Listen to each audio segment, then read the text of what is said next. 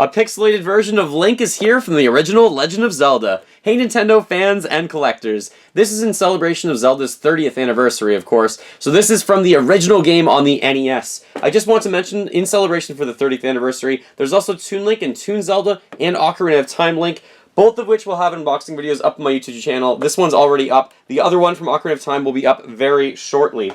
So let's take a look at this box packaging, because this one looks really cool. And of course, this one also reminds me of the pixelated Mario that already came out in celebration for his anniversary, for his 30th. There's both versions of that one as well. So I will be comparing it to those throughout this video. But the other one I will also compare this to is 8-Bit Link from the Legend of Zelda World of Nintendo series. So that one's not nearly as cool as I think this Amiibo figure. So I'll just keep that one on the side as well. But let's get to unboxing actually this one. So we took a look at the box packaging. Looks really cool in all of his glory with the Triforce and everything like that in the background. Actually, look at the design here too. It's actually the game, some different sprites from the game in the background. So that's a nice touch as well.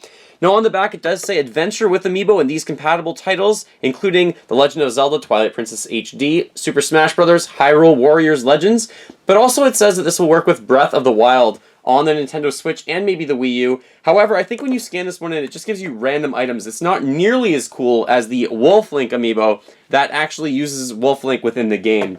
But let's actually unbox this thing. So I do have my X-Acto knife here, and we're going to open this up for the first time ever. Now, I'm not sure, what do you think about all these different figurines for The Legend of Zelda? Now, if you have no different Amiibos yet, then getting one of these would make absolute sense. You could pick your favorite, but if you're a collector like me, you've been picking up all of them, and that is a lot to keep track of, especially when they're different versions of the same character over and over again. So we're just going to keep that somewhere on the side right over here. Alright, so let's open this thing up. This thing is very big. It's quite hefty, actually. One of the larger, heavier Amiibo figures, I would say.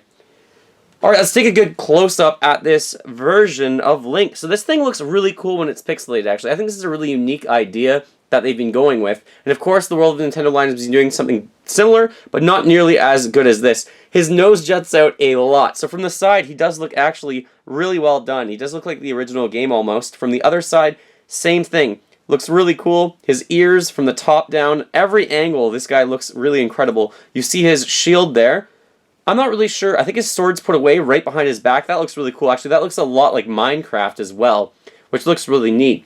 So I'm a big fan of this type of design. I think it looks cool. The bottom base, you can't have a really good look at it, but it does have the Triforce symbol on it. So the best base that you can probably see for that one, well, it's very similar to the one for the Wolf Link base as well. They have the Triforce logo and some different gold insignias on it. Again, the bottom part is like this really weird, odd, brownish green color that's not that well done. There is a clear base at the bottom as well.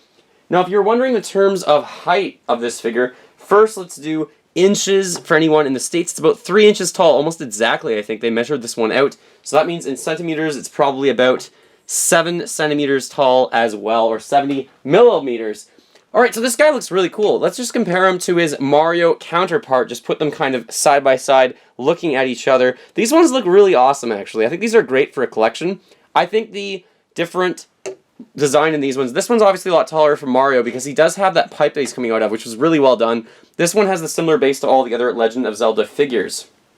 So I do like both of them, but I do like the base probably more on the Mario one. It's a bit more catered towards that series, but this one looks absolutely fantastic, especially with his sword in the background and with his shield out front. If you want to compare him to the 8-Bit Link from the World of Nintendo, there really is no comparison. This one is far better. This one only costs like $5 or $6. This one obviously costs like $12 to $15 depending on your area. It's also an Amiibo. It has different functionality. It stands up really well on its own. It's heftier, it's larger, and overall it's just a much better figure. So this one's one of my favorites. If you're a fan of the original Legend of Zelda game, I think this would be really cool to have on a desk. This would be a perfect stocking stuffer. I would give this like 9 or a 10 out of 10 if you're a Legend of Zelda fan. I think this is absolutely really well done. They continued this design just like they had for the Mario ones. But let me know as a comment below, what do you think of all these different Legend of Zelda Amiibo figures? And please stay tuned for my Ocarina of Time Link unboxing, which should be coming today or tomorrow as well.